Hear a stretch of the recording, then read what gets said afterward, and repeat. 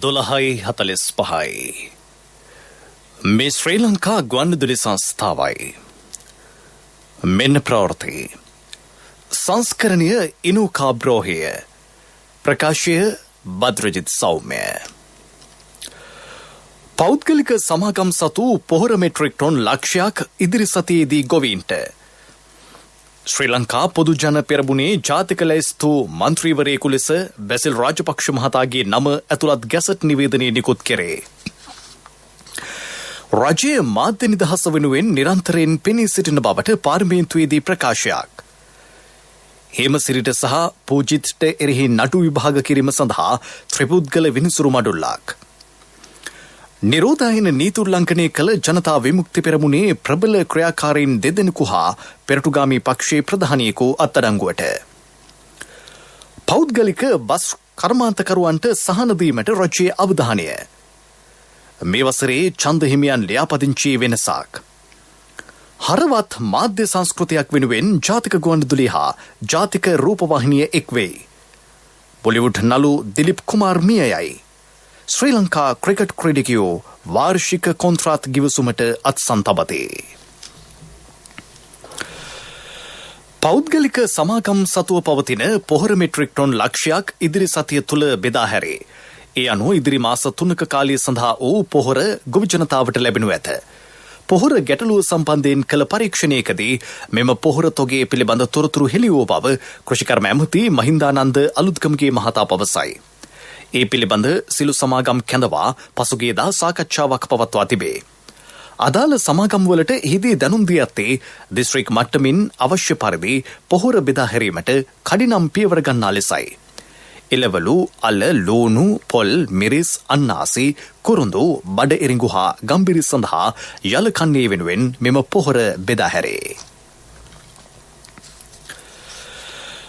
ශ්‍රී ලංකා පොදු ජන පෙරමුණේ ජාතික ලැයිස්තු මන්ත්‍රීවරයෙකු ලෙස බැසිල් රාජපක්ෂ මහතා පත් කෙරේ. ඒ බව සඳහන් ගැසට් නිවේදනය මැතිවරණ කොමිෂන් සභාව අද දහවල් නිකුත් කළේය. පාර්ලිමේන්තු මන්ත්‍රී ජයන්ත කැටගොඩ මහතා එම මන්ත්‍රී දුරෙන් ඉල්ලා සුපුවාව කතානායක මහින්ද යාපා අබිවර්ධන මහතා පාර්ලිමේන්තුවට අද පෙරවරුවේ දැනුම් දුන්නේය. ඉන් අනතුරුව පාර්ලිමේන්තු මහලේකම් ධම්මික දසනායක මහතා ඔහු මන්ත්‍රී දුරෙන් ඉල්ලා ස්වීබෙන් බහරදුන් ලිපිය සභාවට ඉදිරිපත් කළේය. බැසිල් රාජපක්ෂ මහතා එම දුරයට පත් කරන බව ශ්‍රී ලංකා පොදු ජන පෙරමුණේ මහලේකම් සාගර කාර්යවසම් මහතා ඉකුද්දා මැතිවරණ කොමිසමට දැනුම් දුන්නේය. ඒ අනුව රාජපක්ෂ මහතා හෙට එම මන්ත්‍රී දුරේ දෙවුරුම් දීමට නියමිතව තිබේ. පාර්ලිමේන්තු පැමිණීමට නියමිත බැසිල් රාජපක්ෂ මහතා විශේෂ නිවේදනයක්ද නිකුත් කර ඇත. මෙම තීරණාත්මක මොහොතේ ජනාධිපතිතුමා අගමැතිතුමා ප්‍රමුඛ රජයේ අප්‍රතිහත ප්‍රයත්නය තවදුරටත් ශක්තිමත් කර පොදු ජාතික අභිලාෂ ජයග්‍රහණය කිරීම පිණිස කොන්දේසි විරහිතව රටට සේවය කරන බව ඔහු සඳහන් කරයි. තමාට පාර්ලිමේන්තුවට පැමිණෙන්නයි ඇරයුම් කළ සිළු දෙනාටද ඒ මහතා ස්තුතිය පළ කරයි. තෙල් ටැංකි බදු දීමට හෝ පුද්ගලීකරණයට අදහසක් නැතයි අමාත්‍ය උදේ ගම්මන්පිල මහතා පවසයි. පාර්ලිමේන්තුවේදී හේෂා විතානගේ මන්ත්‍රීවරයාගේ ප්‍රශ්නයකට පිළිතුරු දෙමින් ඔහු මේ බව කීවේය.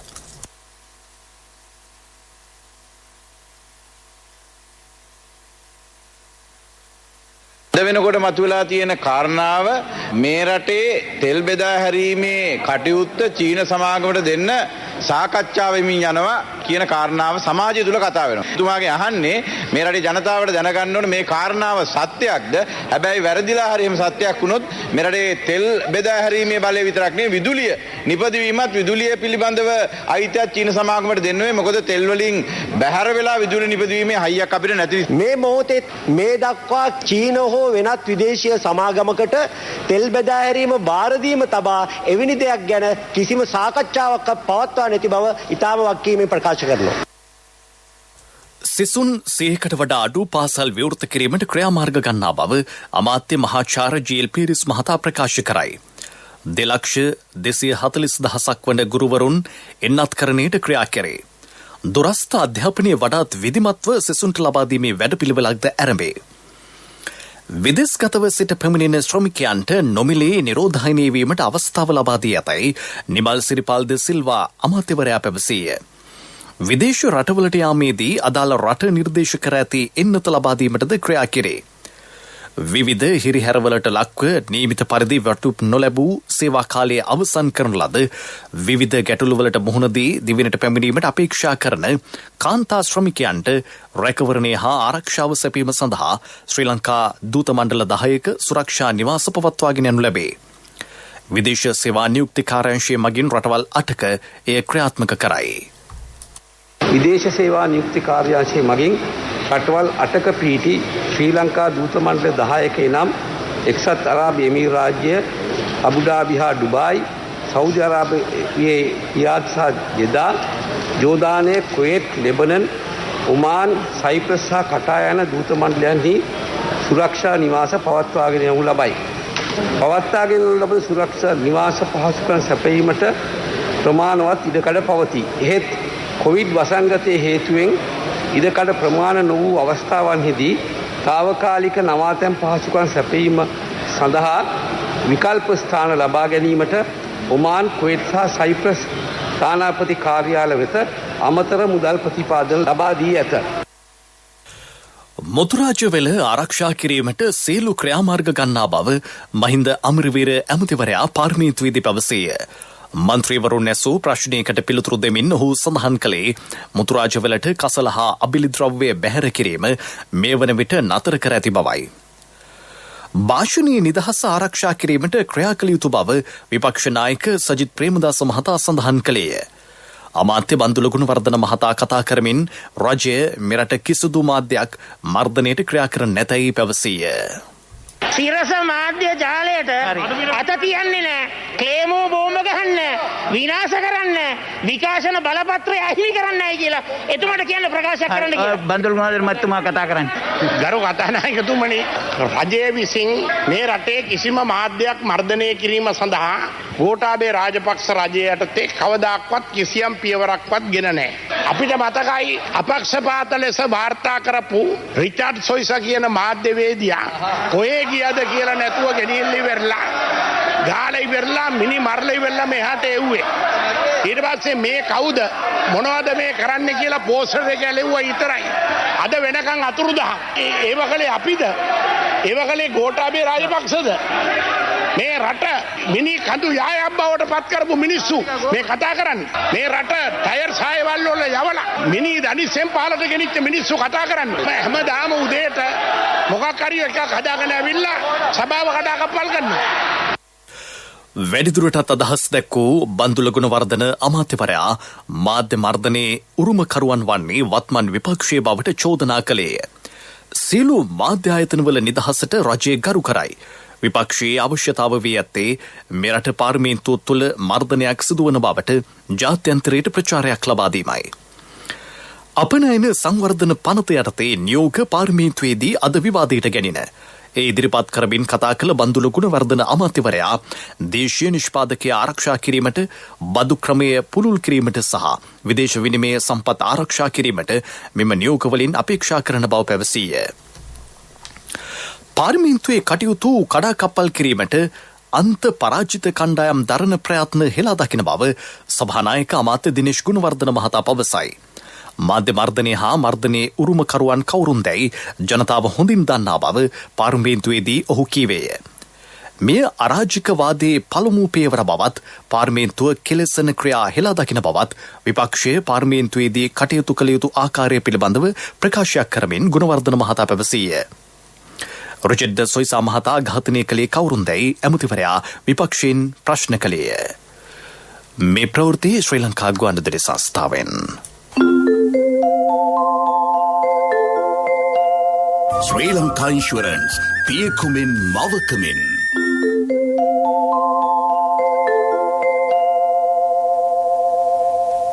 හිටපු ආරක්ෂක ලේකම් හේමසිරි ප්‍රනාන්දු සහ හිටපු පොලිස්පති පූජිත් ජයසුන්දර යන මහත්වරුන්ට එරෙහි නඩු විභාග කිරීම සඳහා ත්‍රිපුද්ගල විනිසුරු මඩුල්ලක් නම් කර තිබේ.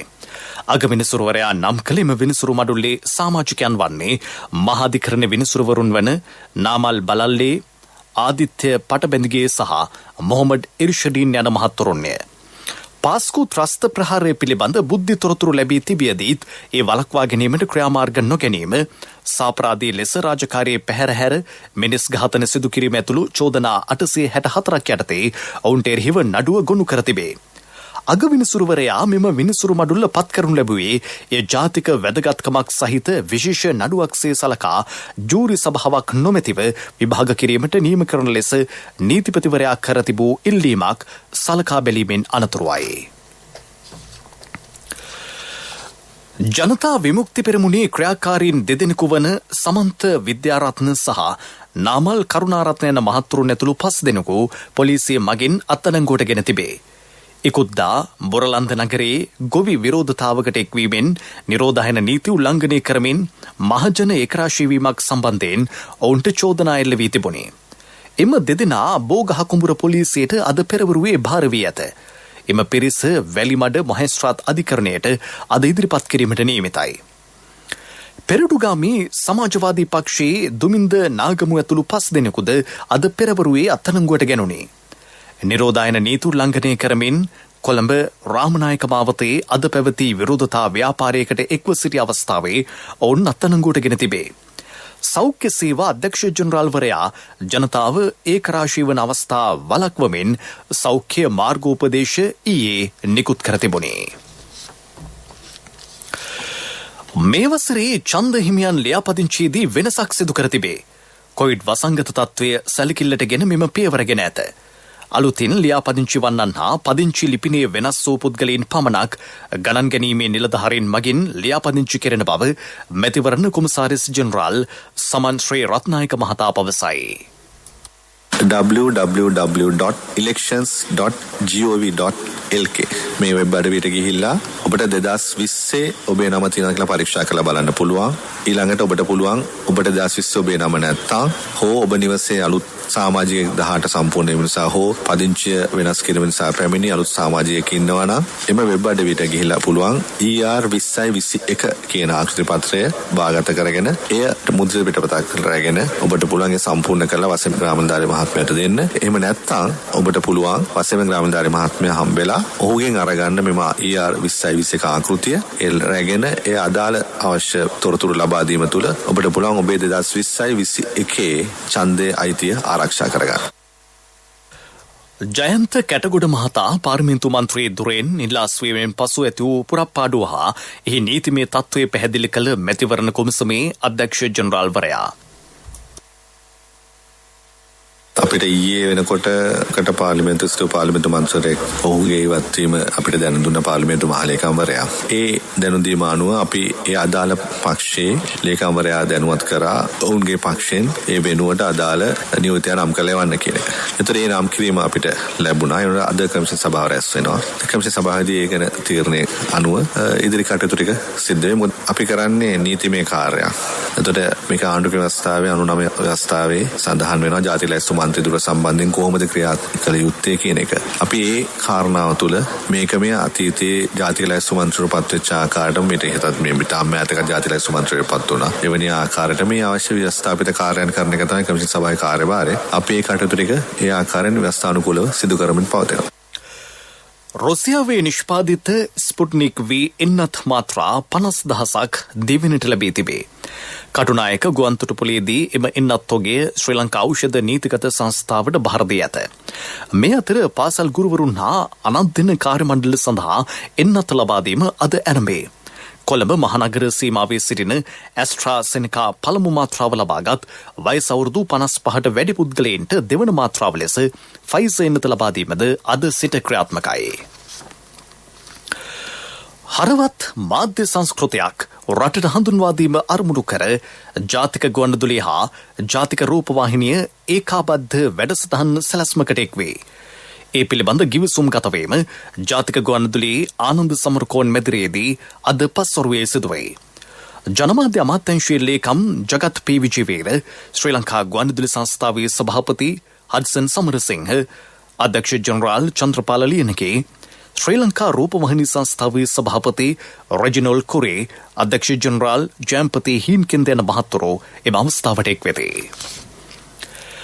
කෝට්ටේ E.W. පෙරේරා වලව්ව ලෙසින් හඳුන්වන පුරාවිද්‍යා කෞතුකාගාරය සහිත ගොඩනැගිලි පරිශ්‍රයේ කොටසක් සංචාරක නිවාසනයක් බවට පත්වේ. රාජකාරී කටයුතු සඳහා පිට පළාත්වල සිට කොළඹට පැමිණෙන පුරාවිද්‍යා දෙපාර්තමේන්තු නිලධාරීන්ගේ පහසුව සඳහා ඒ යොදා ගැනීමට නියමිතයි. මෙම ගොඩනැගිලි පරිශ්‍රය කෞතුකාගාරයක් ලෙස මෙන්ම පුරාවිද්‍යා කලාප කාර්යාලයක් ලෙසද පවත්වාගෙන යනු ලබයි. කෞතුකාගාරය මෙදිරි 5කින් සමන්විතයි. ආශන මෙහිදී අඩු මිලට ලබාගත හැකිය. මුදල් අයකිරීමකින් තොරව මහජනතාවට මේ නැරඹීමට අවස්ථාව හිමි වේ. අඟහරුවාදා දිනවල හැර අනිකුත් දිනවල ඒ විවෘතව පවතී. පුරාවිද්‍යා නිරීක්ෂණ කටයුතු සඳහා උනන්දුවක් දක්වන අයට මාර්ගෝපදේශන සේවා පවත්වාගෙන යාමද මෙහිදී සිදුවන බව කෞතුකාගාරයේ ස්ථානභාර නිලධාරිනිය පවසයි. කොවිඩ් ව්‍යසනයේ හේතුවෙන් පීඩාවට පත්ව සිටින රටවාසී ලෝකවාසී ජනතාවට සෙත්පතා ශ්‍රී ලංකා ගුවන්විදුලි සංස්ථාව සංවිධානය කරන රතන සූත්‍ර දේශනාවේ 247 වැන්න සියඹලාගොඩ පොල්ගස්සෝවිට නෙළුම්විල විහාරස්ථානයේදී අද සවස 6:30ට විකාශය කෙරේ. ඒ පිළිබඳව ජාතික ගුවන්විදුලියට අදහස් පළ කළ විහාරාධිපති පිරිවෙන් සහකාර අධ්‍යාපන අධ්‍යක්ෂ ශාස්ත්‍රපති රාජකීය පණ්ඩිත පූජ්‍ය විතාරන්දෙනී මේධානන්ද ස්වාමීන් වහන්සේ ශ්‍රී ලංකා වාසීන්ටත් සියලු ලෝක වාසීන්ටත් තිරුවන්ගේ ආශිර්වාදය ප්‍රාර්ථනා කරමින් සියඹලාගොඩ පොල්ගස්සෝවිට නෙළුම්විල විහාරස්ථානයේ සිට ශ්‍රී ලංකා ගුවන්විදුලි සංස්ථාව විසින් ලෝකවාසී සත්වයන් කෙරෙහි ආශිර්වාද කරමින් පවත්වනු ලබන රතන සූත්‍ර දේශනා පින්කම අද දින නෙළුම්විල විහාරස්ථානයේ සිට රටවාසී සියලු දෙනාටමත් ලෝකවාසී සියලු දෙනාටමත් මේ ඇති වී තිබෙන වසංගත රෝග තත්වයෙන් මිදීම සඳහා එදා බුදුරජාණන් වහන්සේ විශාලා මහනුවරදී තුන්බිය දුරු කිරීම පිණිස දේශනා කරන ලද මහා බල සම්පන්න වූ රතන සූත්‍ර දේශනාව සිදු කරනවා. ශ්‍රී ලංකා වාසී සියලු ජනතාවටත් ලෝකවාසී ජනතාවටත් ආශිර්වාද කරන මේ අවස්ථාවට සියලු දෙනාම ඒකාත්මික වෙමින් මේ අප මාතෘ භූමියෙන් මුළු ලෝකයෙන්ම කොරෝනා වසංගත රෝගය දුරු කර ගැනීම සඳහා මේ පිරිත් දේශනාව ශ්‍රවණය කිරීම සඳහා සම්බන්ධ වෙන ලෙස ශ්‍රී ලංකා ගුවන්විදුලි සංස්ථාව හා සම්බන්ධ වෙන ලෙස සියලු දෙනාටම කාරුණිකව දැනුම් දෙනවා. හැම දිනාටම සම්මා සම්බුදු සරණයි. මීළඟට ප්‍රමුඛ පුවත. මෙරට ජීවිත රක්ෂණ ක්ෂේත්‍රයේ දැවැන්තම බෝනස් තීමනාව ශ්‍රී ලංකා ඉන්ෂුරන්ස් ග්‍රෑන්ඩ් බෝනස් රුපියල් මිලියන 8,600ක අසම සම ජීවිත රක්ෂණ බෝනස් තීමනාව මෙවරත් ශ්‍රී ලංකා ඉන්ෂුරන්ස් ජීවිත රක්ෂණ හිමියන්ට මෙම තීමනාව රක්ෂණ ක්ෂේත්‍රයේ දැවැන්තයා ශ්‍රී ලංකා ඉන්ෂුරන්ස් වෙතින්ම පමණයි. වැඩි විස්තර සඳහා අමතන්න 0112 ශ්‍රී ලංකා ඉන්ෂුරන්ස් පියකුමින් මවකමින්. ප්‍රමුඛ පුවත ඔබ වෙත ගෙනෙන්නේ සෑම ගෙදරකම සිටිය යුතු වෙද මහත්මයා සිද්ධාලේප. කොවිඩ් හේතුවෙන් පෞද්ගලික බස් රථ කර්මාන්තකරුවන් මුහුණ දී ඇති ගැටලු පිළිබඳ රජයේ අවධානය යොමු වේ. පසුගිය කාලයේදී බස් රථ ධාවනයේ නොවීම නිසා ඒවායේ නඩත්තු කටයුතු රක්ෂණ සහතික ලබා ගැනීම වැනි කරුණුවලදී ඔවුන් දුෂ්කරතාවට මුහුණ දී සිටින බව ප්‍රවාහන අමාත්‍ය ගාමිණී ලොකුගේ මහතා පෙන්වා දෙයි. ඒ අනුව බස් හිමියන්ට යම් සහනයක් ලබා දීමට රක්ෂණ සමාගම් නියෝජිතයන් සමග ඊයේ සාකච්ඡා කර තිබේ. එහිදී රක්ෂණ සමාගම් නියෝජිතයන් පෙන්වා දී ඇත්තේ අද පැවැත්වෙන තම නියෝජිත සම්මේලනයට මෙම කරුණු ඉදිරිපත් කර උපරිම සහන ලබා දීමට කටයුතු කරන බවයි. ප්‍රවාහන රාජ්‍ය අමාත්‍ය දිලුම් අමුණුගම මහතා ඇතුළු පිරිසක් එම සාකච්ඡාවට එක් වූහ. ප්‍රමුඛ පුවත ඔබ වෙත ගෙන ආවේ සෑම ගෙදරකම සිටිය යුතු වෙද මහත්මයා සිද්ධාලේප. ශක්ති හඬ අවධානය පිණිසයි. ගාල්ල යටලමත්ත මාමන දොළ සීතල දොළ ආරණ්‍ය සේනාසන බොහොමිය ජාවාරම්කරුවන්ගේ ග්‍රහණයට නතු වී ඇතැයි ප්‍රදේශවාසීහු පවසති. මෙම සේනාසනයේ පිහිටි බොහොමිය ඝන කැලෑවෙන් වැසී පවතී. එහෙත් මෑතක සිට විවිධ කණ්ඩායම් මෙම කැලෑව විනාශ කිරීමට පටන්ගෙන තිබේ. දැනටමත් එහි තිබූ වටිනා දැව රාශියක් ජාවාරම්කරුවන්ගේ ග්‍රහණයට ලක්ව ඇත. තවදුරටත් වනාන්තරයේ විනාශ කිරීමෙන් එහි ජෛව විවිධත්වයට හානි සිදුවිය හැකි බව ජනතාව පෙන්වා දෙති. සීතල දුල සිඳී යාමට ඉඩ ඇති අතර එහි ආවෙනිකෝ මත්ස්‍යයන් වඳ වී යාමේත් අවදානමක්ද පවතී. නාගොඩ ප්‍රාදේශීය ලේකම්තුමනි මේ ඔබේ කඩිනම් අවධානයටයි. විදෙස් පුවත්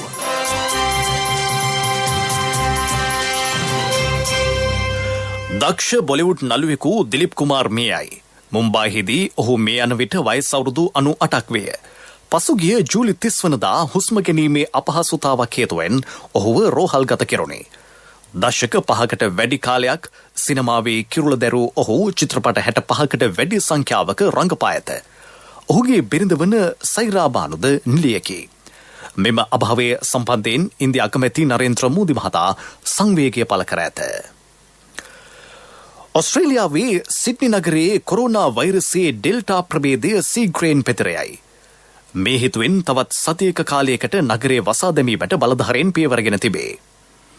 නිවසට වී සිටින ලෙසට ජනතාවට ඉකුත් මාස 26 වෙනිදා සිට දැනුම් දීමක් සිදු කෙරිණ. කෙසේ වෙතත් තම අවශ්‍යතා ඉටු කර ගැනීමට නිවසින් බැහැරට ගිය පුද්ගලයන් හේතුවෙන් තවත් කොරෝනා පොකුරක් නිර්මාණය වී තිබේ. ඉරානය යුරේනියම් බලගැන්වූ ලෝහ නිෂ්පාදනය ආරම්භ කරයි. මෙමගින් න්‍යෂ්ටික අවිනිෂ්පාදනයට හැකියාව ලැබෙනු ඇත. ජාත්‍යන්තර පරමාණුක බලශක්ති අධිකාරිය සඳහන් කළේ ඉරානයේ මේ පිළිබඳ න්‍යෂ්ටික බලශක්ති ආයතනය දැනුවත් කර ඇති බවයි. 20% දක්වා පිරිසිදු යුරේනියම් ලෝහ නිෂ්පාදනය කිරීමට ක්‍රියා කරන බව ඉරානය සඳහන් කරයි. පෙරසර සංවර්ධනයක පුවත් සම්පින්ඩනය සංවර්ධන පුවත්.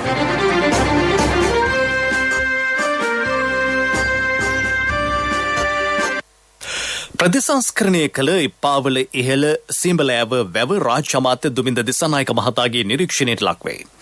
වාරි සෞභාග්‍ය ජාතික වැඩසටහනේ ග්‍රාමීය වැව් අමුණු සංවර්ධනය කිරීමේ ව්‍යාපෘතිය යටතේ මෙම වැව වැඩි දියුණු කෙරින. ශ්‍රී ලංකා මහවැලි අධිකාරියේ යන්ත්‍ර සූත්‍රය යොදා ගනිමින් මෙහි පාසි හා රොන් මඩි ඉවත් කර ඇත. වැව ප්‍රතිසංස්කරණයට වැය කර ඇති මුදල රුපියල් 19 ලක්ෂයකි.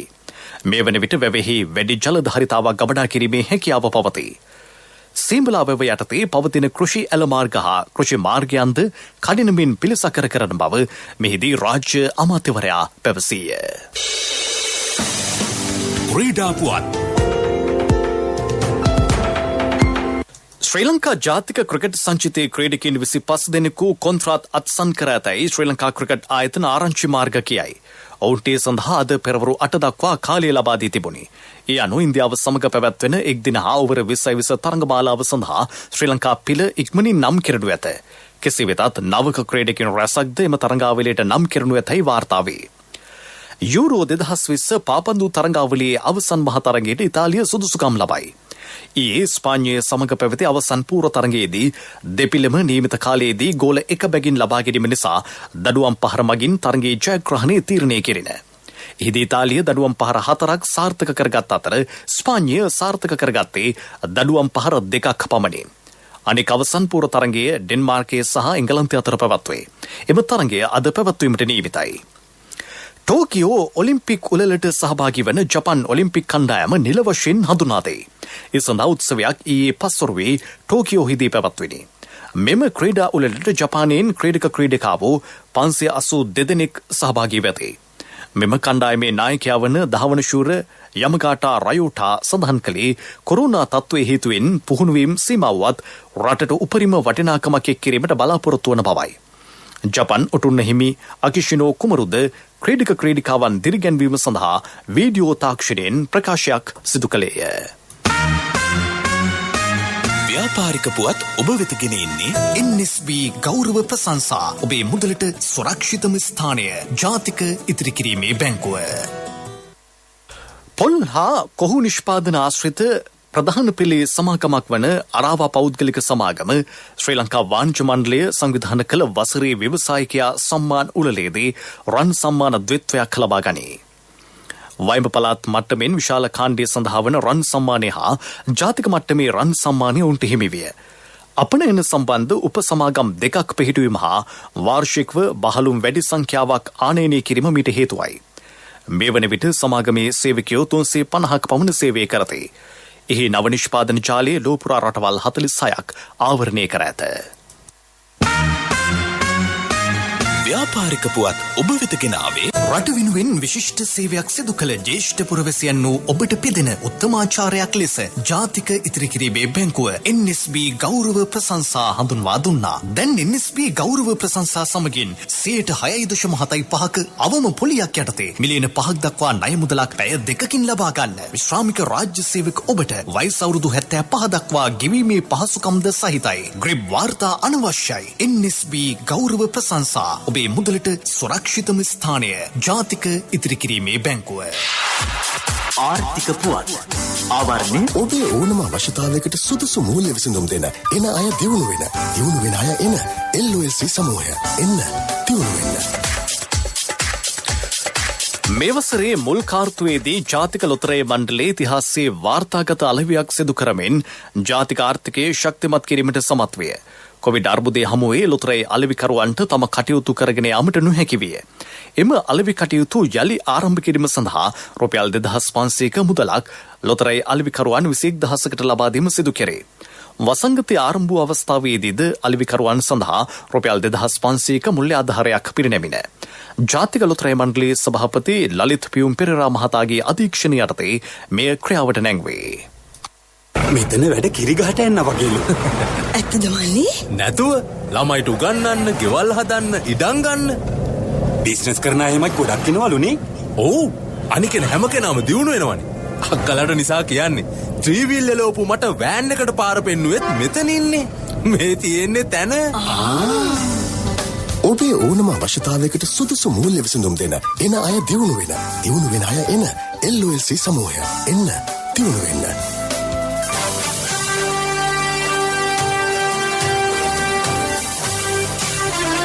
කාලගුණ වාර්තාව ඔබ වෙත ගෙන එන්නේ සයුරු දීවර කාලගුණ තොරතුරු සේවාව. ඔබගේ ප්‍රදේශයට අදාළ කාලගුණ තොරතුරු නොමිලේ එසැනින් ඔබේ ඩයලොග් දුරකථනයට 828 අමතා ලියාපදිංචි වන්න. දීවර හා ජලජ සම්පත් දෙපාර්තමේන්තුව සහ කාලගුණ විද්‍යා දෙපාර්තමේන්තුවේ ඉදිරිපත් කිරීමකි. සයුරු සමග සුරැකීම. බස්නාහිර සබරගමුව වයඹ දකුණ සහ මධ්‍යම පළාත්වල විටින් විට වැසි හෝ ගිගුරුම් සහිත වැසි ඇතිවන බව කාලගුණ විද්‍යා දෙපාර්තමේන්තුව නිවේදනය කරයි. බස්නාහිර සහ සබරගමුව පළාත්වලත් ගාල සහ මාතර දිස්ත්‍රික්කවලත් ඇතැම් ස්ථානවලට මිලිමීටර 75ක පමණ තරමක තද වැසි ඇතිවිය හැකිය. දිවයිනේ සෙසු පළාත්වල තැනින් තැන සවස් කාලයේදී හෝ රාත්‍රී කාලයේදී වැසි හෝ ගිගුරුම් සහිත වැසි ඇතිවේ.